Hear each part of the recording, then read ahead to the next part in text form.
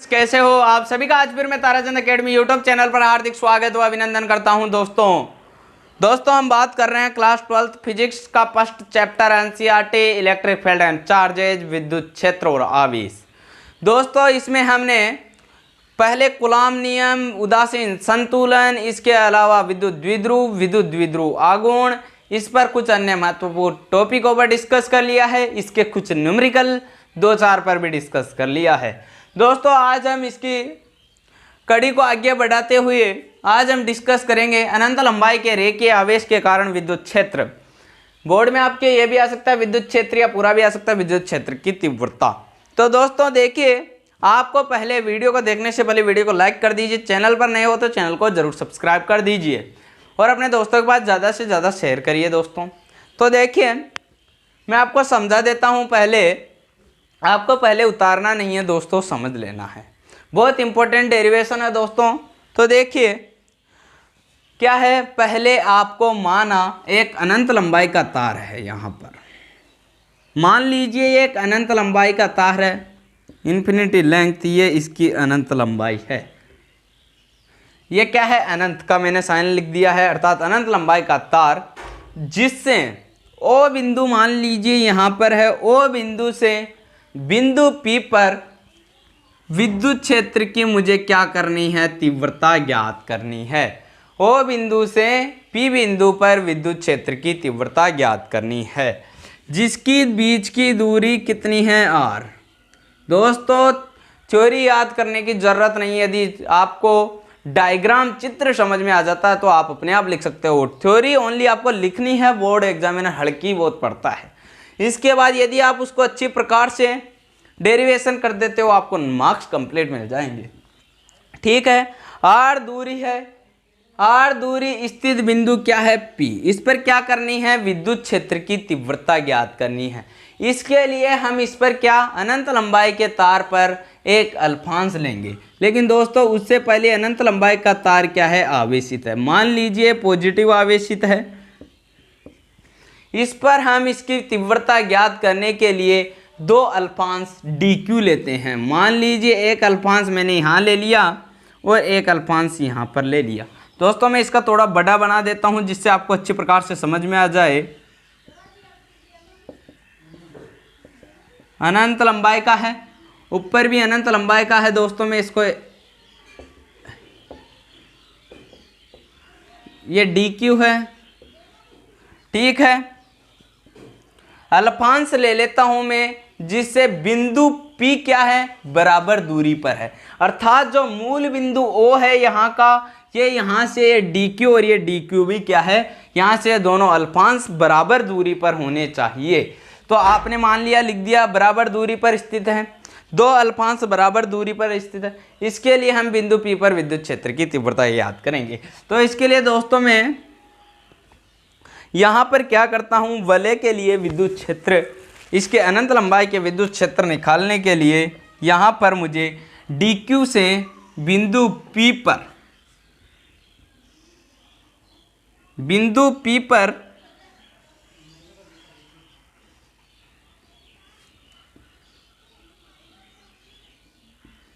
ठीक है, ये बिंदु P पर क्या खींच दिया मैंने, एक यहाँ से यहाँ तक विद्युत क्षेत्र की तीव्रता ज्ञात करने के लिए मैंने इस लाइन को मिला दिया है। तो देखिए इसके लिए जो विद्युत क्षेत्र की तीव्रता होगी वो अलग होगी। देखिए कैसे होगी दोस्तों, यदि आप यहाँ से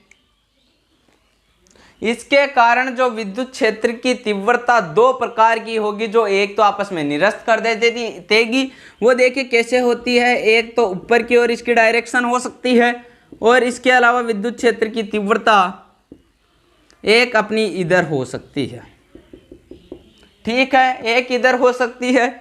इसके कारण ये मान लीजिए, इसके लिए मैं विद्युत क्षेत्र की तीव्रता dE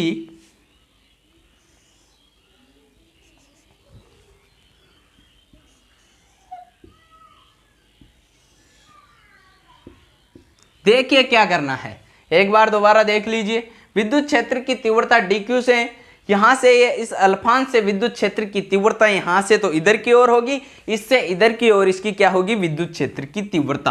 तो दोस्तों मैं विद्युत क्षेत्र की तीव्रता को किससे डिनोटेट करता हूँ, विद्युत क्षेत्र की तीव्रता को मैं डीई से डिनोटेट करता हूँ, अर्थात प्रदर्शित करता हूँ, डीई से प्रदर्शित करता हूँ। और जो थीटा यहाँ पर कौन सा बनेगा दोस्तों, विद्युत क्षेत्र के साथ थीटा बनेगा। ये बात को आपको ध्यान रखना, किसके साथ बनेगा, हमेशा अक्ष के साथ थीटा बनेगा, ना कि लंबवत के सापेक्ष। तो यहाँ पर थीटा के सापेक्ष बनता है, तो ये क्या हो जाएगा, ये हो जाएगा अपना थीटा। ये दोनों थीटा हो जाएंगे। और जिधर थीटा जिसके साथ आप ऐसे साधारण भाषा में समझिए चिपका रहता है, अर्थात जिस रेखा के सापेक्ष थीटा रहता है वो क्या होता है, कोस। और जिसके साथ थीटा नहीं होता है वो क्या होता है, साइन। तो इसको मैं डिनोटेट करता हूँ। इसके कारण जो विद्युत क्षेत्र होगा वो इधर होगा डीई कोस थीटा और डीई कोस थीटा। अब आप सोच रहे होंगे कि इसको दो बार क्यों लिखा है दोस्तों, क्योंकि इसके कारण विद्युत क्षेत्र इधर होगा तो इसके कारण भी इधर की ओर ही होना चाहिए। इसके अलावा इधर क्या होगा, जो थीटा के साथ नहीं होता उसे कहते हैं डी साइन थीटा। तो ये हो जाएगा डीई साइन थीटा।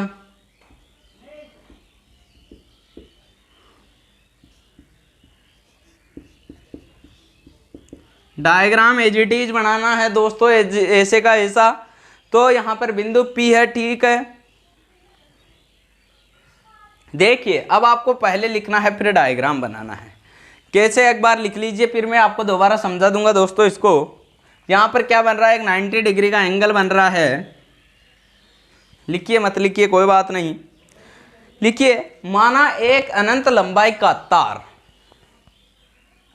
माना एक अनंत लंबाई का तार जिससे r दूरी पर स्थित बिंदु P पर, जिससे r दूरी पर स्थित बिंदु P पर विद्युत क्षेत्र की तीव्रता ज्ञात करनी है, विद्युत क्षेत्र की तीव्रता ज्ञात करनी है।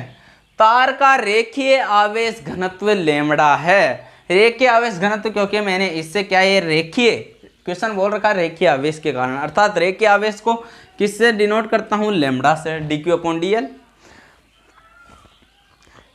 रेखीय आवेश, इसके लिए हम सर्वप्रथम दिशा का निर्धारण करेंगे। दिशा का निर्धारण क्यों, क्योंकि जो विपरीत डायरेक्शन साइन थीटा और साइन थीटा विपरीत डायरेक्शन होने के कारण आपस में निरस्त हो जाएंगे, इसलिए इसको मैंने दिशा का निर्देशन कर लिया। इसके लिए तार पर चित्रानुसार दो समान लंबाई के अल्फांश लेते हैं। इसके लिए तार पर चित्रानुसार दो समान लंबाई के अल्फांश लेते हैं, डीक्यू और डीक्यू ले लिया, ठीक है। दोनों अल्फांश बिंदु O से बराबर दूरी पर है। थ्योरी तो लिखना पड़ेगा दोस्तों, आपको जरूरी नहीं है कि आपको एजीटीज लिखना पड़े, क्योंकि दोस्तों आपको यदि ज़्यादा बताई जाती है तो आपको पूरा याद नहीं होता, उसका 50% 70% ही याद रहता है।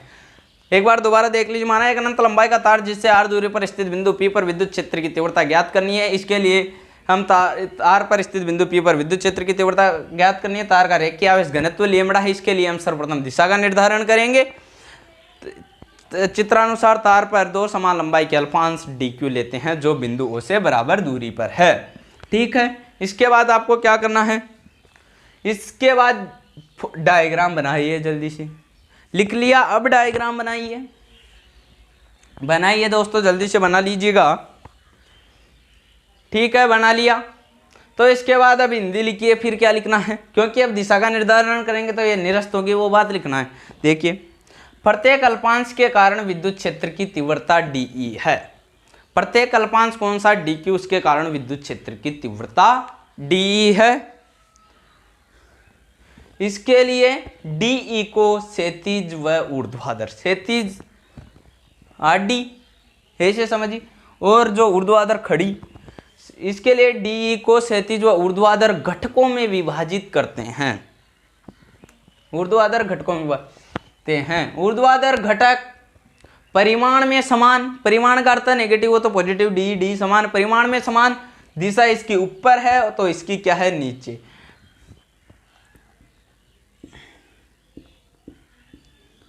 ठीक है, क्या करना है, परिमाण में समान तथा दिशा में विपरीत होने के कारण आपस में एक दूसरे को निरस्त कर देते हैं। परिमाण में समान तथा दिशा में विपरीत होने के कारण एक दूसरे को निरस्त कर देते हैं, जबकि क्षैतिज घटक एक ही डायरेक्शन का मुझे यहाँ पर साइन भी लगाना पड़ेगा, एक ही दिशा में होने के कारण आपस में जुड़ जाते हैं। अतः तार के कारण विद्युत क्षेत्र की तीव्रता तार के लंबवत होगी। देखिए एक बार और, प्रत्येक अल्पांश के कारण विद्युत क्षेत्र की तीव्रता डी को दो घटकों में विभाजित करते हैं। डी को क्षैतिज व ऊर्ध्वाधर घटकों में विभाजित करते हैं। डी का ऊर्ध्वाधर घटक परिमाण में समान व दिशा में विपरीत होने के कारण एक दूसरे को निरस्त कर देते हैं, जबकि क्षैतिज घटक एक ही दिशा में होने के कारण आपस में जुड़ जाते हैं। अतः तार के कारण विद्युत क्षेत्र की तीव्रता इसके क्या होती है, लंबवत होनी चाहिए। अब आपको क्या करना है इसके बाद, अब इसको यदि आप फोल्ड करते हो, डायग्राम को इस प्रकार फोल्ड करना है, तो यदि आप इसको डायग्राम को फोल्ड करते हो तो ये आपके पास एक बेलनाकार आकृति बन जाती है। यहाँ से आपके पास विद्युत क्षेत्र की तीव्रता आप ज्ञात नहीं कर सकते। बेलनाकार साइन कैसे बन जाता है, देखिए ये आपका अनंत लंबाई का तार हो गया, ये आपका क्या हो गया, अनंत लंबाई का तार हो गया। मान लीजिए आप इसको यहां से फोल्ड कर रहे हो,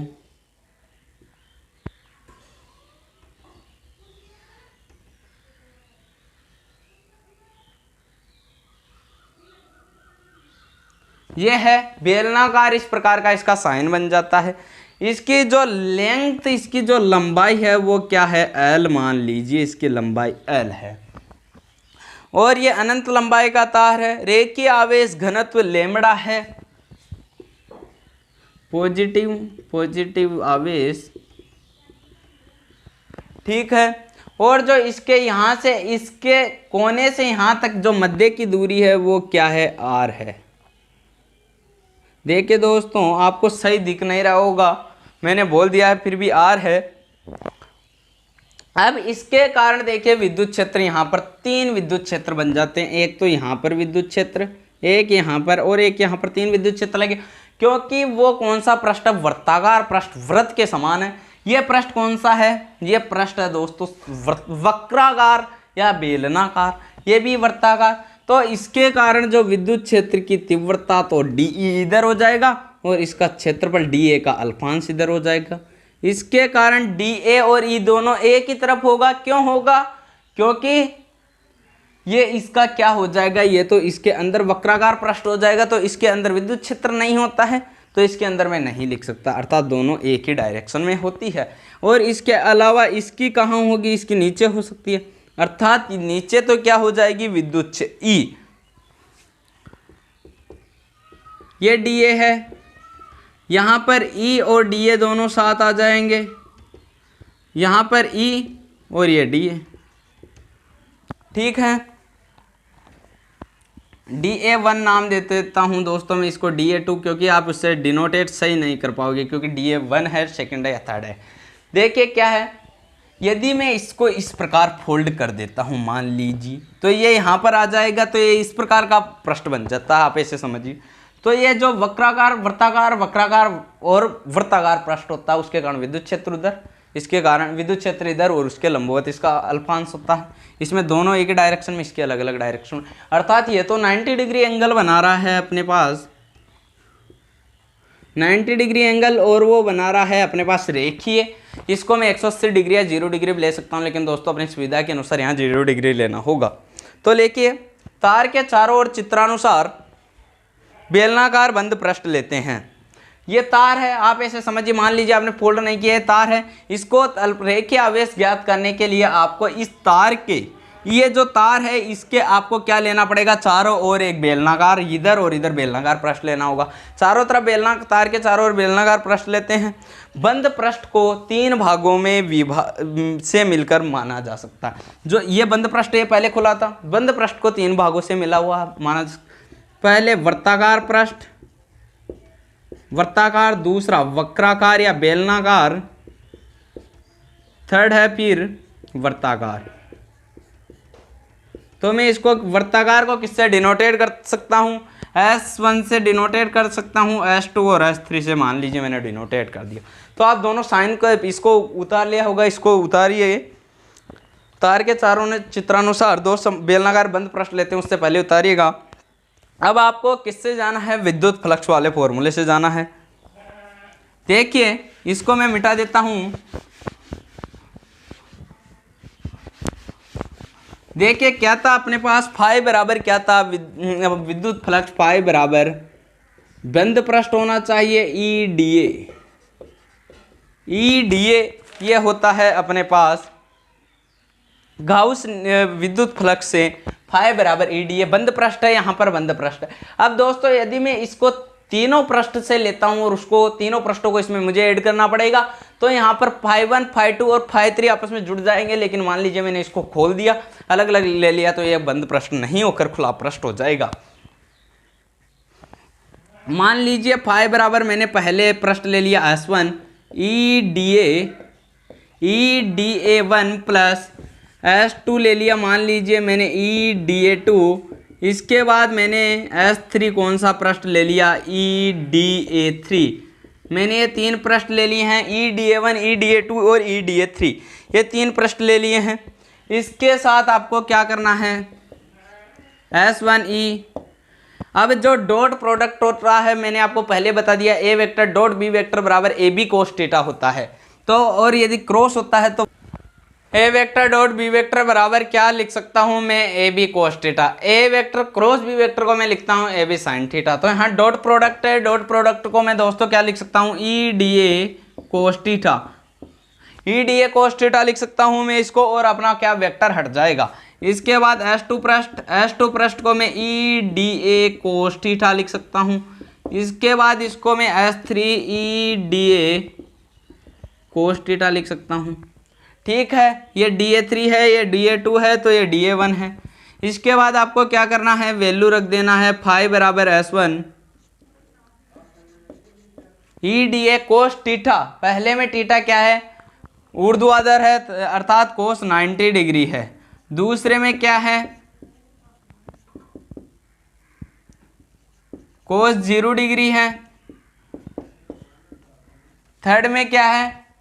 वही कोस 90 है, ऊर्ध्वाधर है।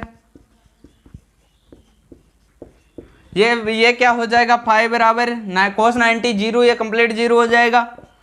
कोस 0 की वैल्यू कितनी होती है? 1।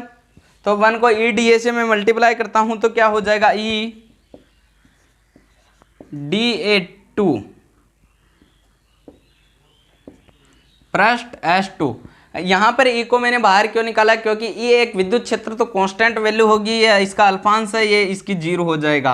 अर्थात फाई बराबर क्या हो जाएगा? फाई बराबर E D A 2।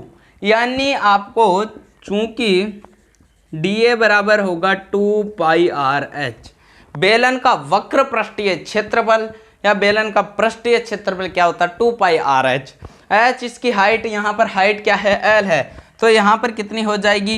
E as it is. और ये क्या है? 2 पाई आर एल है। तो 2 पाई आर एल, इसको मैंने इक्वेशन क्रमांक 5 दे दिया है। इसके बाद मुझे क्या करना है? गाउस नियम में जाना है। आप यहाँ पर लिख लीजिए गाउस नियम से। गाउस नियम से लिखते हो तो फाई बराबर sigma Q upon epsilon note. Sigma क्या है? पूरा जो आवेश है उसका क्या होता है? योग। तो सिग्मा बराबर यहाँ पर लेमड़ा एल हो जाएगा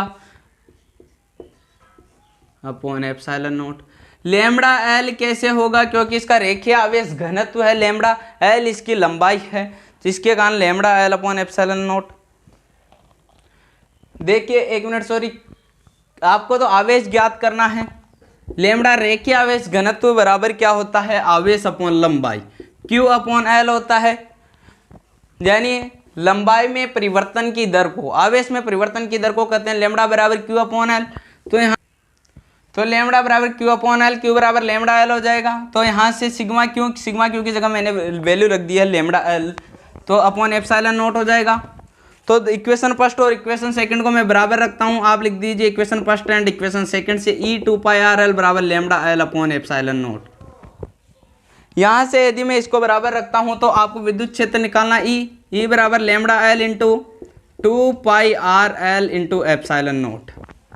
अब आपको इसको के वैल्यू में लाना है, तो के वैल्यू में लाने के लिए आप 2 से ऊपर और नीचे क्या कर देना है, आपको मल्टीप्लाई कर देना है। यानी लेमडा 2 से यहाँ पर आपको ऊपर और नीचे मल्टीप्लाई कर देना है।